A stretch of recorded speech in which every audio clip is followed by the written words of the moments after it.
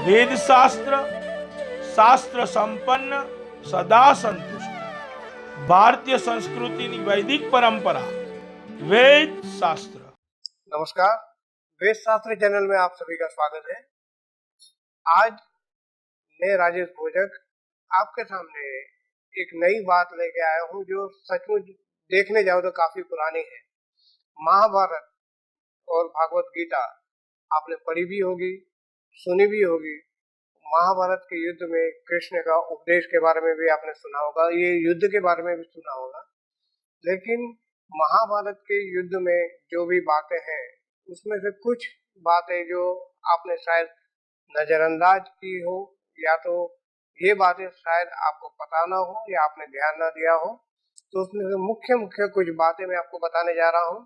तो आज का विषय है महाभारत के युद्ध के 18 दिनों का रहस्य। माना जाता है कि महाभारत के युद्ध में एकमात्र जीवित बचा कौरव युद्ध तो था और 24,165 कौरव सैनिक लापता हो गए थे। लव और कुश की 50वीं पीढ़ी में शल्य हुए जो महाभारत युद्ध में कौरवों की ओर से लड़े थे। एक संशोधनों के अनुसार जब महाभारत का युद्ध हुआ तब श्री कृष्ण की आयु 83 साल की थी, मतलब 83 ईयर्स। महाभारत युद्ध के 36 वर्ष बाद उन्होंने देह त्याग की थी। इसका मतलब 119 साल की आयु में उन्होंने अपना देह त्याग किया था। भगवान श्री कृष्ण द्वापर के अंत और कलयुग के प्रारंभ के संधि काल में विद्यमान थे। भागवत पुराण के अनुसार श्री कृष्ण के देह छोड़ने के बाद 3102 ईसा वर्ष पूर्व कली काल का प्रारंभ हुआ था।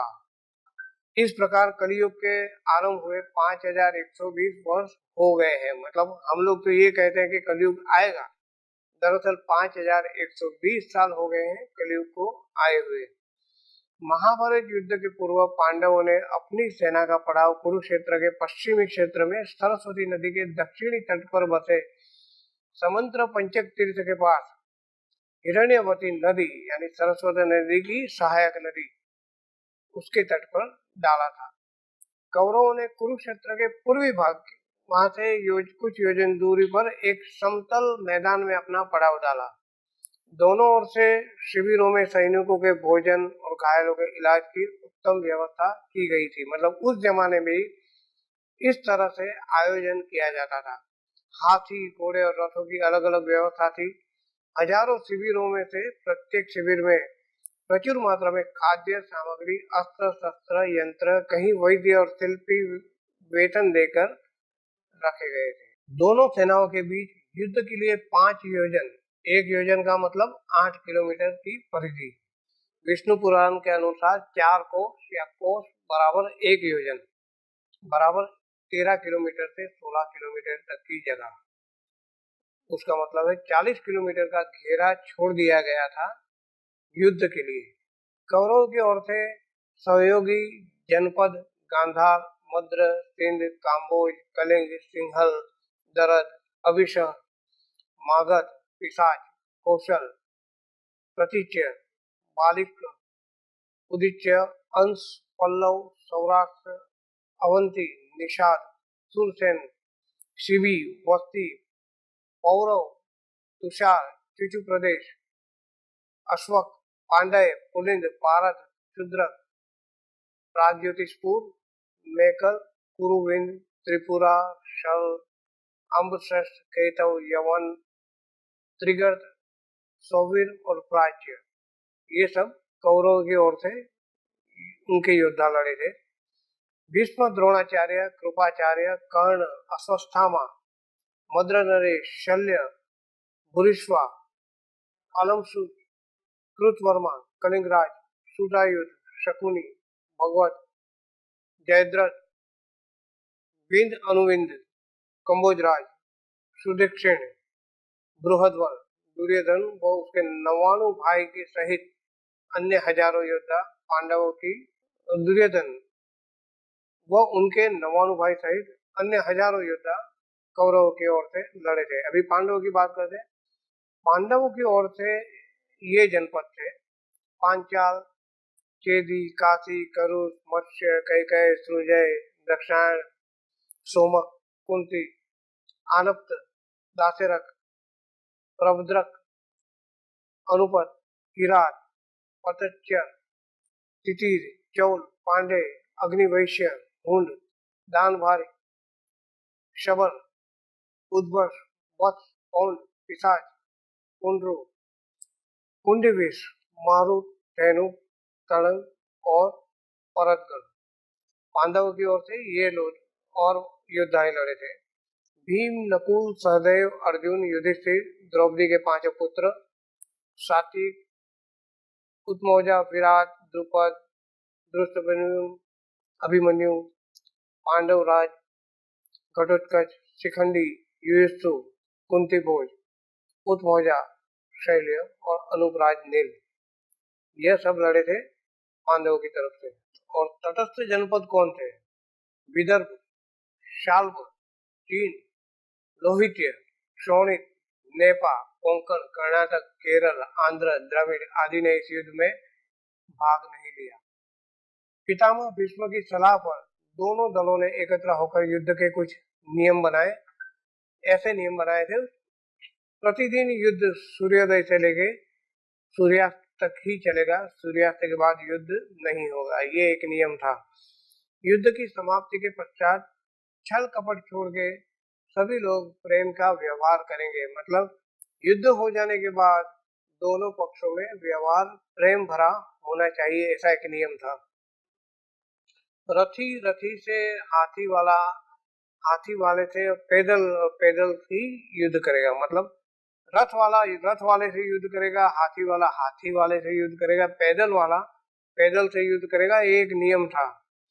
एक वीर के साथ एक ही वीर युद्ध करेगा, मतलब जो अभिमन्यु में बताया गया था कि एक वीर को घेर के इस तरह से युद्ध करना, ये एक्चुअली नियम के खिलाफ था। भय से भागते हुए या शरण में आए हुए लोगों पर अस्त्र शस्त्र का प्रहार नहीं किया जाएगा, मतलब जो भय से भागते हैं, डर गए हैं, उन पे कोई वार नहीं होगा। और जो शरण में आए हैं, जिन्होंने शरणागत स्वीकार लिए, उनके पे कोई भी वार नहीं किया जाएगा। जो भी निहत्था हो या निहत्था हो जाएगा, उस पर कोई अस्त्र नहीं उठाएगा, मतलब ये अच्छे नियम थे उस वक्त। युद्ध में सेवक का काम करने वालों पे कोई अस्त्र नहीं उठाया जाएगा, मतलब जो भी है, जैसे कि हमारे कृष्ण सारथी थे, अंबाड़ी जो होती है उसके महावत होते हैं, इस तरीके के जो सेवा में है उन पे कोई भी वार नहीं करेगा। अभी प्रथम दिन के युद्ध के तरफ हम आते हैं। प्रथम दिन एक ओर से जहाँ कृष्ण अर्जुन अपने रथ पर दोनों और की सेवा के मध्य में खड़े थे और अर्जुन को गीता का उपदेश दे रहे थे। इसी दौरान भीष्म पितामह ने भी सभी योद्धाओं से कहा कि अब युद्ध शुरू होने वाला है। इस समय जो भी योद्धा अपना खेमा बदलना चाहे तो वो स्वतंत्र है, वो जिसकी तरफ से चाहे युद्ध करे। ये उस वक्त का नियम था।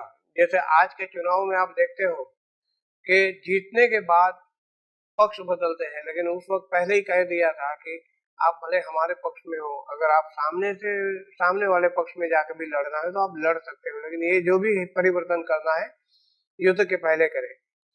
इस घोषणा के बाद धृतराष्ट्र का पुत्र युधिष्ठिर डंका बजाते हुए कौरव दल को छोड़कर पांडवों के खेमे में चला गया। ऐसा युधिष्ठिर के क्रियाकलापों के कारण संभव हुआ था। श्री कृष्ण के उपदेश के बाद अर्जुन ने देवदत्त नाम का शंख बजाकर युद्ध की घोषणा की। इस दिन 10,000 सैनिकों की मृत्यु हुई, मतलब पहले दिन 10,000 सैनिकों की मौत हो गई है युद्ध में। भीम ने दुशासन पर आक्रमण किया। अभिमन्यु ने भीष्म का धनुष और रथ का ध्वज दंड काट दिया। पहले दिन की समाप्ति पर पांडव पक्ष की भारी नुकसान उठाना पड़ा। विराट नरेश के पुत्र उत्तर और श्वेत क्रमशः शल्य और भीष्म के द्वारा मारे गए। भीष्म द्वारा उनके कई सैनिकों का वध कर दिया गया, मतलब पहले दिन नुकसान में पांडव रहे थे, ऐसा कहा जाता है। कौन मजबूत रहा? पहले दिन पांडव पक्ष को नुकसान उठाना पड़ा और कौरव पक्ष मजबूत रहा। दूसरे दिन का युद्ध, दूसरे दिन में क्या हुआ? कृष्ण के उपदेश के बाद अर्जुन तथा भीष्म, धृष्टद्युम्न तथा द्रोण के मध्य युद्ध हुआ।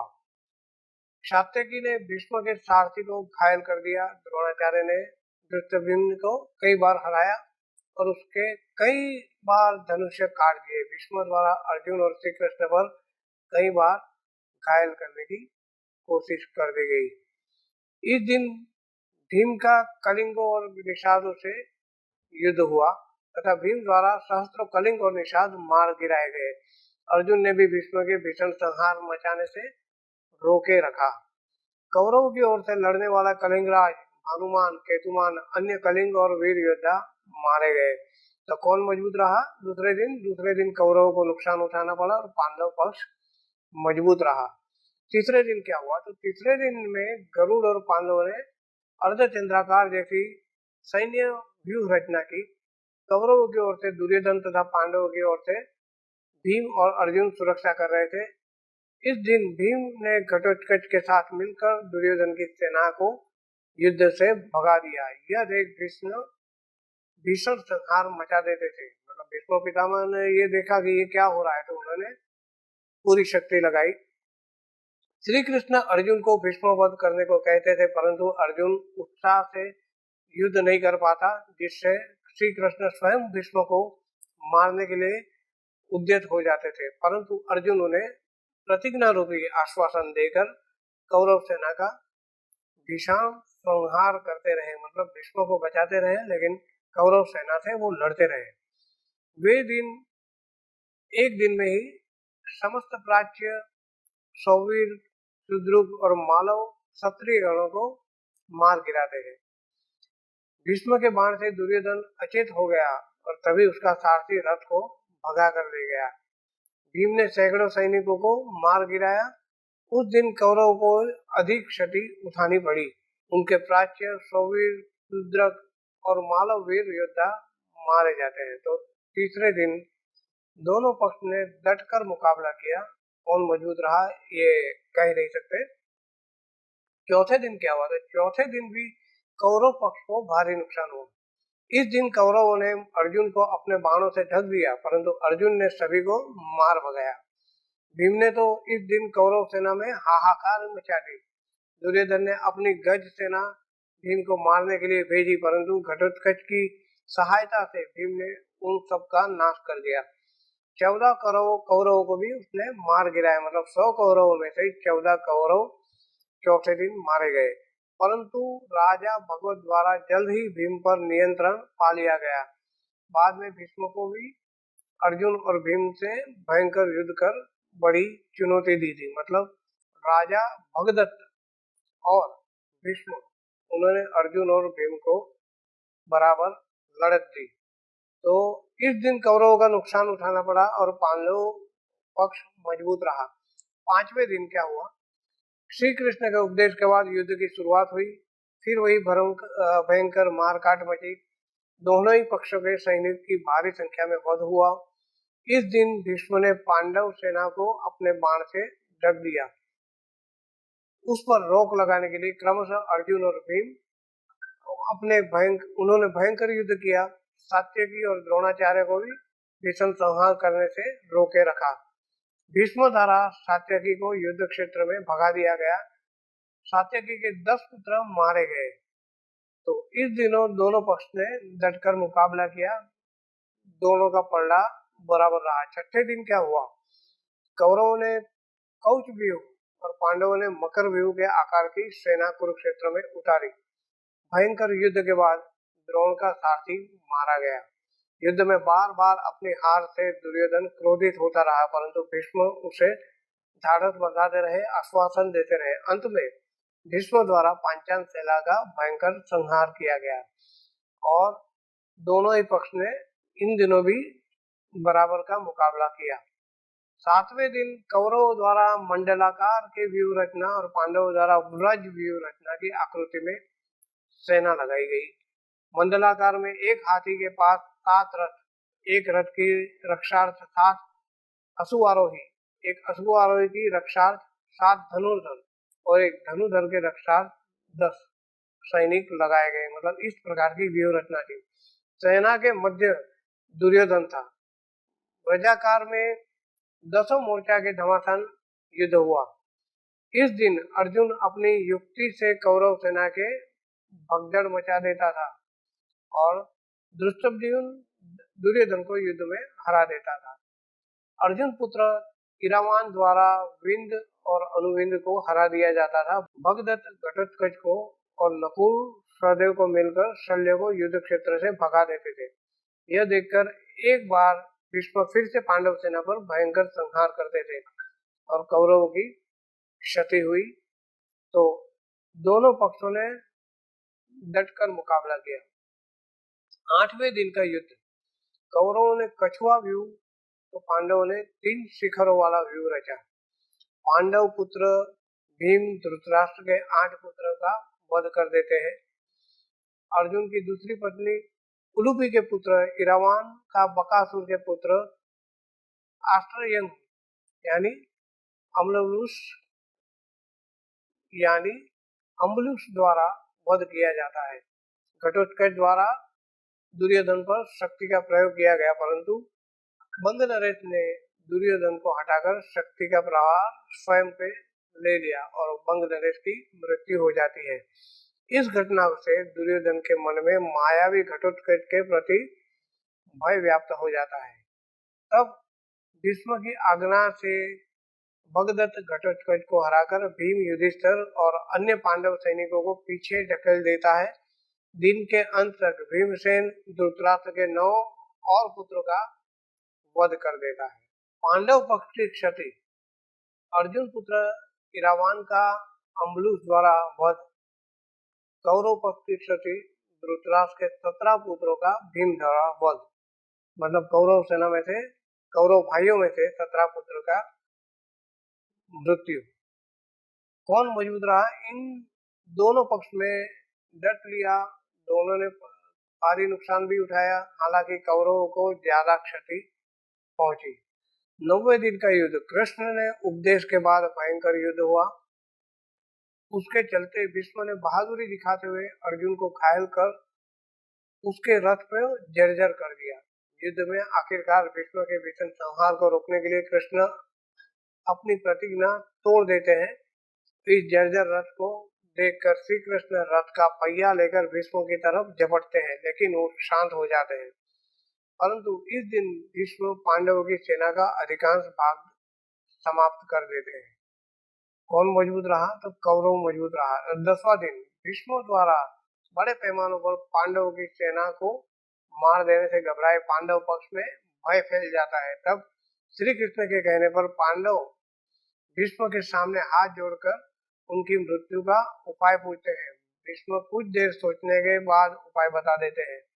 इसके बाद भीष्म पांचाल तथा मत्स्य सेना के भयंकर संहार कर देते हैं। फिर पांडव पर युद्ध क्षेत्र में भीष्म के सामने शिखंडी को युद्ध करने के लिए लगा देते हैं और युद्ध क्षेत्र में शिखंडी का सामने डटा देखकर भीष्म ने अपने अस्त्र त्याग दिए, मतलब उन्होंने अपने शस्त्र छोड़ दिए। इस दौरान बड़े ही बेमन से अर्जुन ने अपने बाणों से भीष्म को छेद दिया। भीष्म बाणों की सरसस्या पर लेट गए। भीष्म ने बताया कि वे सूर्य के उत्तरायण होने पर ही शरीर छोड़ेंगे, क्योंकि उन्हें उनके पिता शांतनु से इच्छा मृत्यु का वर प्राप्त है। पांडवों की क्षति शतानिक, कौरवों की क्षति हुई भीष्म। कौन मजबूत रहा? तो इस बार पांडव मजबूत रहे। 11वें दिन क्या हुआ? भीष्म के सरसस्या पर लेटने के बाद 11वें दिन युद्ध में कर्ण के कहने पर द्रोण सेनापति बनाए गए। 11वें दिन सुषमा तथा अर्जुन, शल्य तथा भीम, सात्यकी तथा कर्ण और सहदेव तथा शकुनी के मध्य ये युद्ध हुआ। कर्ण भी इस दिन पांडव सेना में भारी संहार करता रहा। दुर्योधन और शकुनी द्रोण के कहने से युधिष्ठिर को बंदी बना ले गए तो युद्ध में अपने आप खत्म हो जाएगा, ऐसा उन्होंने सोचा। लेकिन जब दिन के अंत में द्रोण युधिष्ठिर को युद्ध में हराकर उसे बंदी बनाने के लिए आगे बढ़ते हैं, तब अर्जुन आकर अपने बाणों की वर्षा से उन्हें रोक लेता है। नकुल युधिष्ठिर के साथ थे और अर्जुन भी वापस युधिष्ठिर के पास आ गए। इस प्रकार कौरव युधिष्ठिर को नहीं पकड़ सके। पांडव पक्ष की क्षति में क्या हुआ कि विराट का वध हुआ और लेकिन मजबूत रहा कौरव पक्ष। 12वें दिन कल के युद्ध में अर्जुन के कारण युधिष्ठिर को बंदी न बनाने के कारण शकुनी और दुर्योधन अर्जुन को युधिष्ठिर से काफी दूर भेजने के लिए त्रिगर्त देश के राजा को अपने युद्ध कर वही युद्ध में व्यस्त बनाए रखने के लिए कहता है। तो वह वैसे करते भी है, परंतु एक बार फिर अर्जुन समय पर पहुंच जाता है और द्रोण असफल हो जाते हैं। होता यह है कि जब त्रिगर्त अर्जुन को दूर चले जाते हैं तब सात्यकी युधिष्ठिर के रक्षक थे। वापस लौटने पर अर्जुन ने प्रागज्योतिषूर यानी पूर्वातर का कोई राज्य है वहां के भगदत्त की अर्धचंद्र बाण से मार डाला। सात्यकी ने द्रोण के रथ का पहिया काट दिया और उसके घोड़े मार डाले। सात्यकी ने कौरवों के अनेक उच्च कोटि के योद्धाओं को मार डाला, जिससे प्रमुख जल संधि त्रिगर्तों की गज सेना, सुदर्शन मलेच्छाओं की सेना, भूरिश्रवा कर्णपुत्र प्रसन्न थे। युद्ध भूमि में सात्यकी को भूरिश्रवा ने बड़ी टक्कर दी और उन्हें कड़ी टक्कर झेलनी पड़ी। इस बार सात्यकी को कृष्ण और अर्जुन ने बचाया। पांडवों की क्षति भी क्या हुई, द्रुपद गए और कौरवों की क्षति में त्रिगर्त नरेश चले गए, तो दोनों बराबर थे। अब हुआ 13वां दिन। तो 13वें दिन में कौरवों ने चक्रव्यूह की रचना की। इस दिन दुर्योधन राजा ने भगदत्त को अर्जुन का व्यस्त बनाए रखने के लिए कहा। भगदत्त युद्ध में एक बार फिर से पांडव वीरों को भगाकर भीम के एक बार फिर हरा देते हैं। फिर अर्जुन के साथ भयंकर युद्ध करते हैं। श्री कृष्ण भगदत्त और वैष्णवास्त्र से अपने ऊपर उसके अर्जुन की रक्षा करते रहते हैं। अतः अर्जुन भगदत्त की आंखों की पट्टी तोड़ देता है, जिससे उसे देखना बंद हो जाता है और अर्जुन इस अवस्था में ही छल से उनका वध कर देता है। इस दिन द्रोण युधिष्ठिर के लिए चक्रव्यूह रचते हैं, जिससे केवल अभिमन्यु तोड़ना जानता था, परंतु निकलना नहीं जानता था। अतः अर्जुन, युधिष्ठिर, भीम आदि को उसके साथ भेजता था, परंतु चक्रव्यूह के द्वार पर वे सबके सब जयद्रथ द्वारा शिव के वरदान के कारण रोक दिए जाते हैं। केवल अभिमन्यु ही प्रवेश कर पाता है। ये लोग करते हैं अभिमन्यु का वध। कर्ण के कहने पर सातों महारथियों ने कर्ण, जयद्रथ, द्रोण, अश्वत्थामा, दुर्योधन, लक्ष्मण तथा शकुनि ने एक साथ अभिमन्यु पर आक्रमण कर दिया।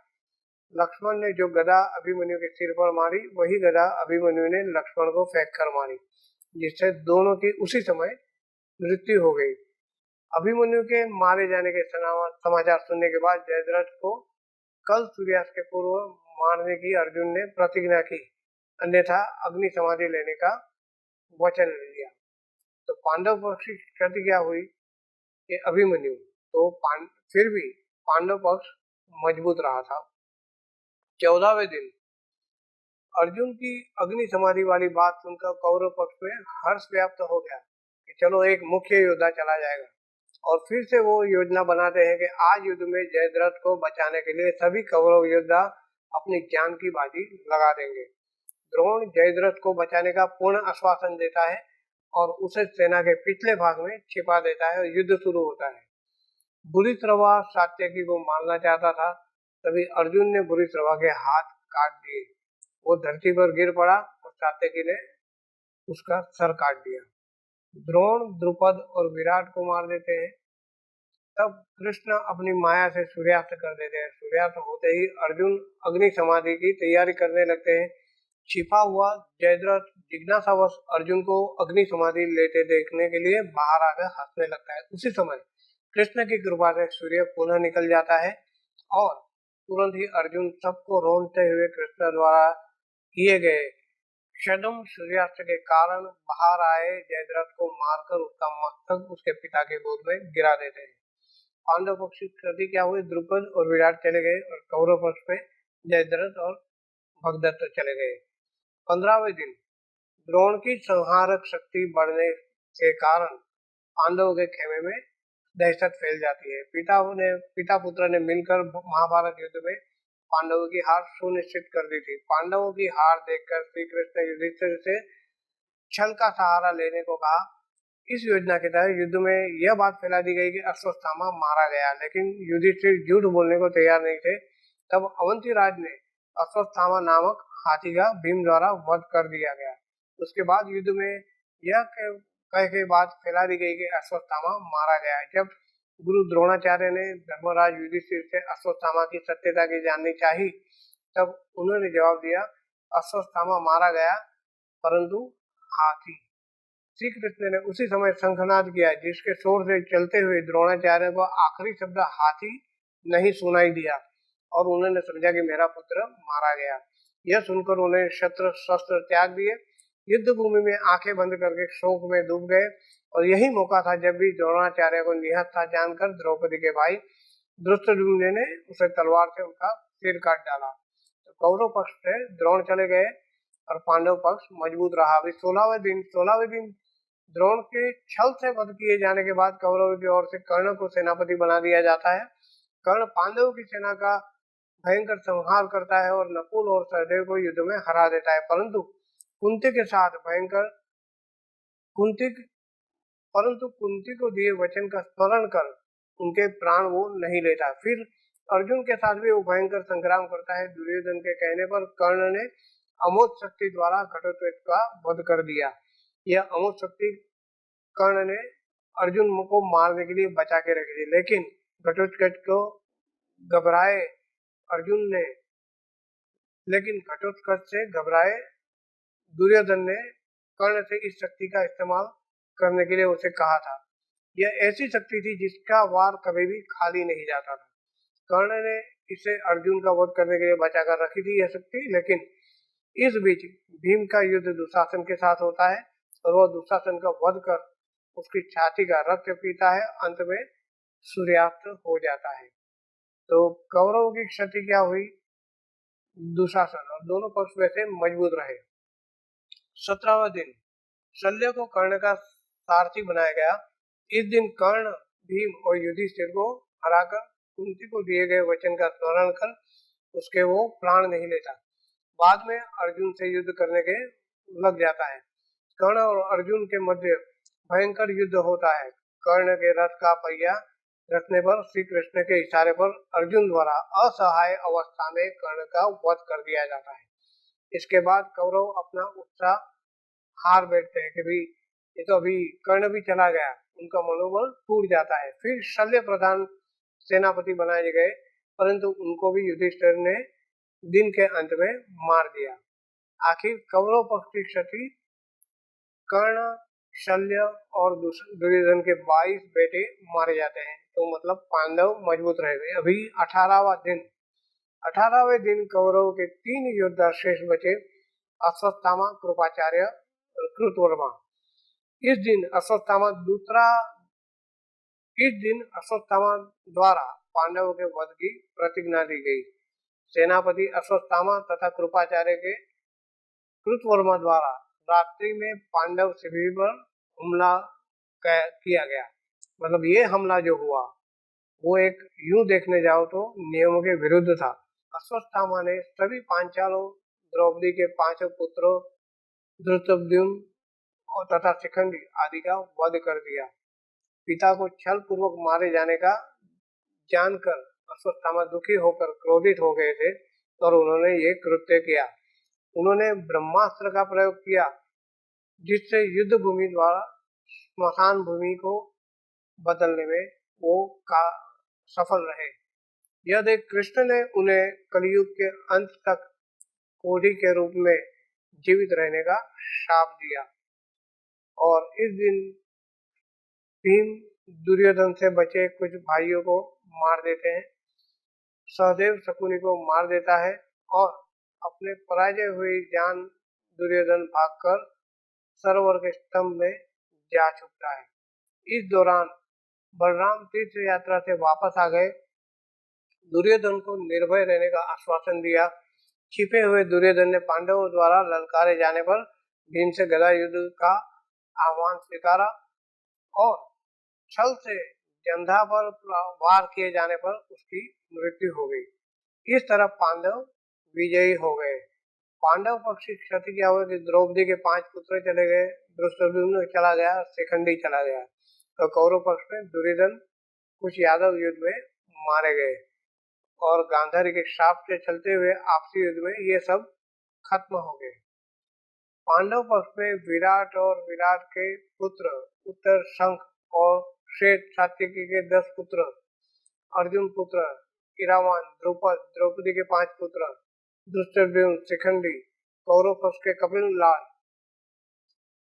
कौरव पक्ष के कलिंगराज, भानुमान, केतुमान, अन्य कलिंग वीर, प्राच्य, सौवीर, शुद्रक, मालव वीर, कौरवों की ओर से धृतराष्ट्र के दुर्योधन सहित सभी पुत्र, भीष्म, त्रिगते, नरेश, जयद्रथ, भगदत्त, द्रोण, दुशासन, कर्ण, शल्य आदि सभी युद्ध में मारे गए थे।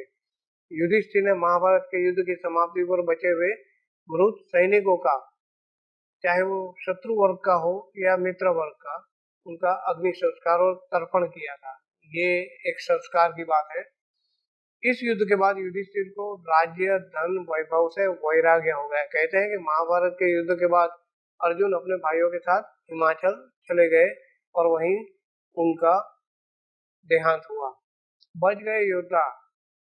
महाभारत के युद्ध के पश्चात कौरवों की तरफ से 3 और पांडवों की तरफ से 15 यानी कुल 18 योद्धा ही जीवित बचे थे, जिनके नाम कौरवों के कृतवर्मा, कृपाचार्य और अश्वत्थामा, और पांडव की ओर से युयुत्सु, युधिष्ठिर, अर्जुन, भीम, नकुल, सहदेव, कृष्ण, सात्यकी आदि। ये बातें थी 18 दिन का रहस्य जो महाभारत में हुआ था। मतलब महाभारत का युद्ध कैसे हुआ था, ये त्रादृश्य हमने आपको बताया। अब इस युद्ध से जो भी प्रेरणा आपको लेना चाहे कि आपसी दुश्मनी, आपसी मेल मिलाप ना हो, तो भाइयों भाइयों में भी युद्ध होता है। कोई गलतफहमी होती है तभी युद्ध होता है, और युद्ध का परिणाम हमेशा बुरा होता है। तो आज के लिए इतना ही। नमस्कार।